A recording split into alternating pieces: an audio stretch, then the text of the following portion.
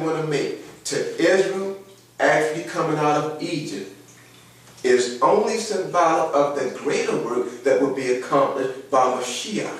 So let's go to Romans again, one of the letters of Brother Shaul, in verse 1 and 2 of chapter 8, which reads this: There is therefore now no condemnation to them which are in Mashiach Yahushua, who walk not after the flesh, but after the Spirit. For the law of the Spirit of life in Mashiach Yahushua hath made me free from the law of sin and death. Now think about that.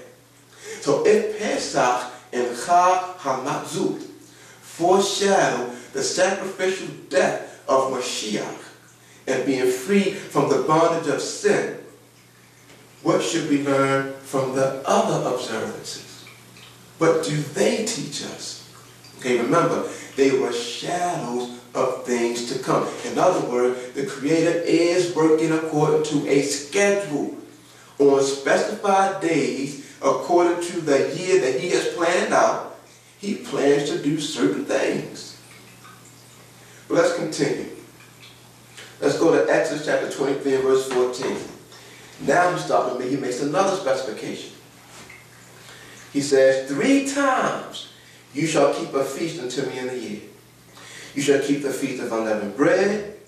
You shall eat unleavened bread 7 days, as I commanded you, in the time appointed of the month of Abib, for in it thou camest out of Mitzrayim, and none shall appear before me empty. And the feast of harvest, the feast of harvest is referred to here, is Shabbatut, or the feast of weeks. Okay? The first fruits of thy labors, which thou hast sown in the field, and the feast of ingathering. The feast of ingathering is another name for the feast of booths, or Sukkot, which is in the end of the year. In other words, the 7th month is nearing the end of the year. Real simple. Now, here's another thing among some of the brothers and sisters out there, because when you get to the 7th month, they refer to, now think about this. Now I know the explanation of things. The explanation is, according to the Bible, you have a religious year, and according to,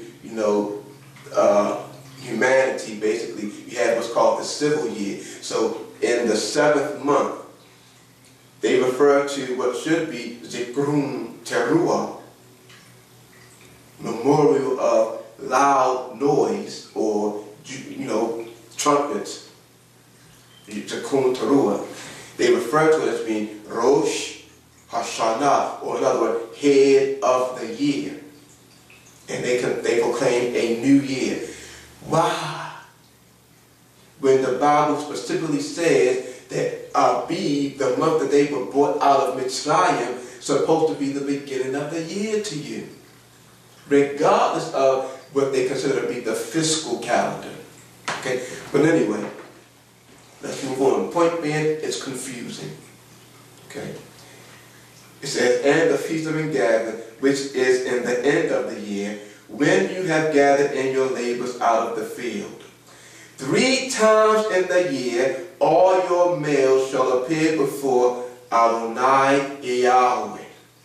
Now the question we have to ask ourselves, why are these 3 observances given precedence?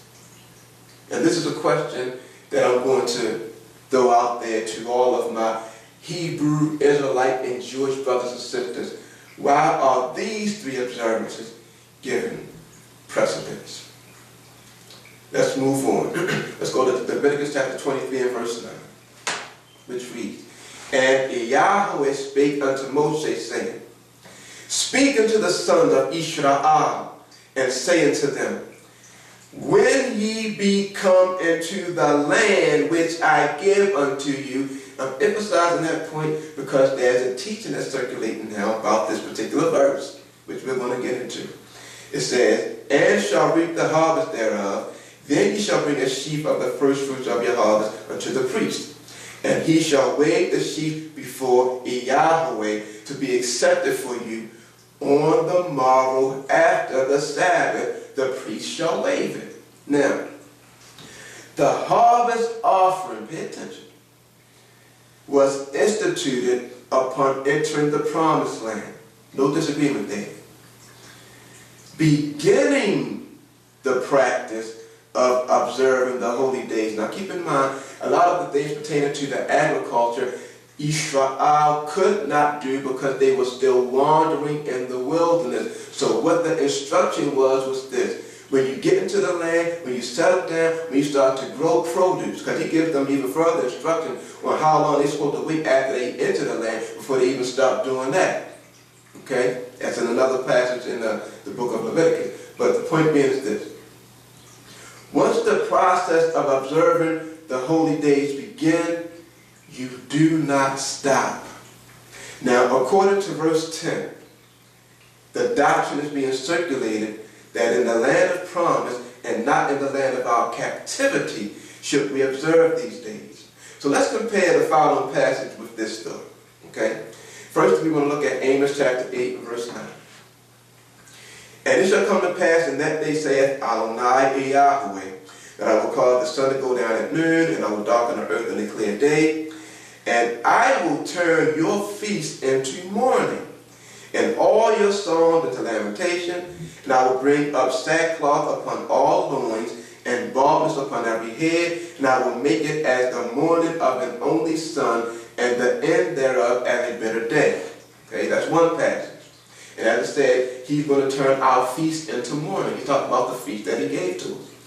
In Hosea, chapter 2 and verse 11, which reads, I will cause all her mirth to cease, her feast days, her new moons, and her Sabbaths, and all her solemn feasts. Now, these passages indicate the removal of the feast as being a judgment against the people because of disobedience. And basically what happened, you're now talking about Israel being persecuted, being taken into captivity, being scattered throughout the world. We're going to look at that at a later date in another lesson. But here's the question. Should we continue in disobedience by not observing the holy days? Okay? Now, here's a few more thoughts to share with you.